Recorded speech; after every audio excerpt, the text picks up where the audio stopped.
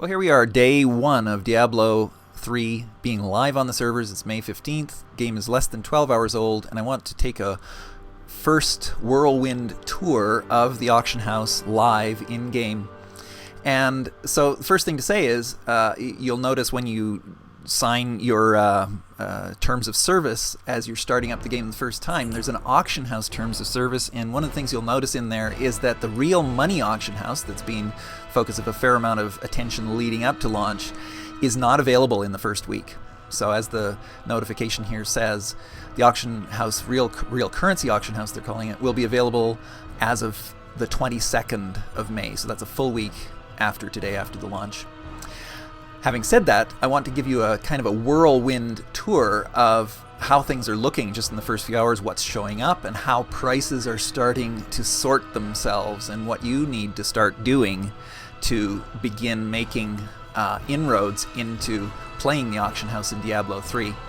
So first of all, with equipment, let me go back one step. You have it categorized in the auction house interface between equipment, gems, and then crafting and dyes, which is basically blacksmithing materials, and then pages and recipes, which is the recipes, and then the other items such as tomes of secrets and tomes of jewel crafting and so forth that are also parts required, materials required to craft items. I want to focus in this first quick overview just on equipment. There's a lot to look at here, but let me give you the basics. So you've got a very thorough search interface. You don't search for things by name, you search for them by stats and groupings. So, for example, you can look at your current character. Now, this is a level 1 wizard that I haven't even entered the game with. So that's one thing to be aware of, by the way, is you don't need to do anything in the game whatsoever in order to get started in the auction house. Although, of course, you do need some gold. I suppose it's possible that somebody could roll a tune, never enter the game, buy some gold on the real money auction house next week when that becomes available, and literally never go enter the game and start playing the real money auction house. That's a possibility, but probably a bit foolish and not a likely approach. Anyway, you can look at your current character. No point doing it because my character is so low and limited. But let's take a look at the barbarian class. You see you can select any class. Then you can select item types, so one-handed weapons, two-handed weapons, offhands such as shields and so forth, armor, and then follower items. And within each of those, let's say we select, let's go for two-handed weapons. It will subdivide to the different kinds of two-handed weapons, and the ones that aren't available to the barbarian class, for example, here are grayed out. But I could look at just polearms, for instance.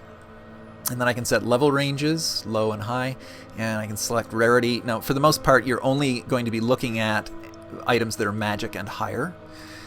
So let's just set magic, and then I won't set any of the stats. You can pick 3 stats and set values, minimum values for them, and it's very thorough. So that will become functional and useful as you begin to understand the itemization in the game and the values, relative values of different stats to different classes, which will be key to understanding the true value of items so that you can start trading effectively. I'm going to leave that unselected for now and just hit an ordinary search so you can see what's going on here. So magic items, two-handed weapons, polearms only, available to barbarians. That's my current search.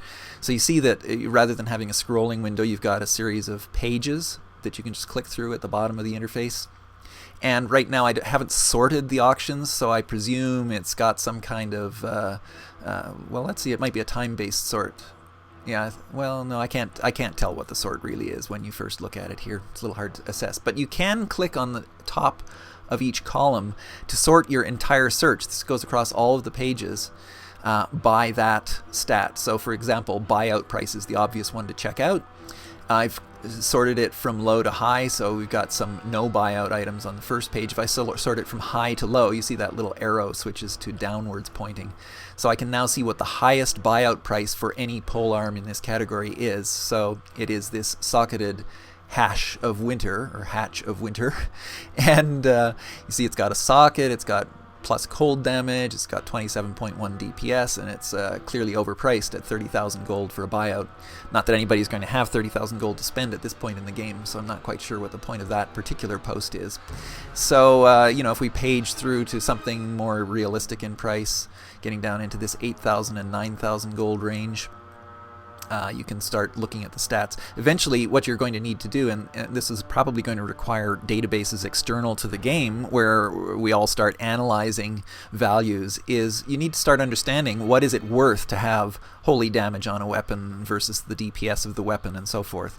And how does that translate into a gold value? Once you know that, once you have some idea of the value of the different stats, then you can start saying, this item is a bargain, I'll buy it and I can sell it for a profit or whatever. Now, just to give you, I'm going to go much deeper into this in other videos, but just to give you a sense of what's going on in the first 12 hours of the game, let's switch to rare. And this is the way you'll work with it. You'll pick a certain search, you'll set some stats, and then you'll look at magic items versus rare items versus legendary items. You'll play with the stats, instead of having attack speed, you'll select for plus weapon damage, that kind of thing, and see what the relative values are, and you'll start to calibrate your thinking. But here we go, this is just rares. Again, I'll sort by buyout value descending. So somebody's put up the Hyperborean title at, don't know what that means, 1 million gold, which is obviously silly. And if I page through like page 5, let's see, prices are in the 20,000 sort of gold range. Again, I don't think very many of these are going to be selling at that kind of price.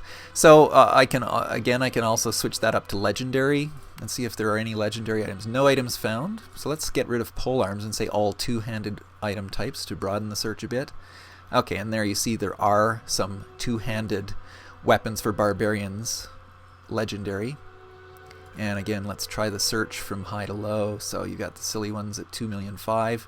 Perhaps more valuable if you're trying to get into buying and then profiting is to look at the low-priced items and see if there are some bargains there. So currently, if these prices meant anything at the moment to you, you can see that the Bone Shatter is, looks like a pretty decent piece of equipment, actually.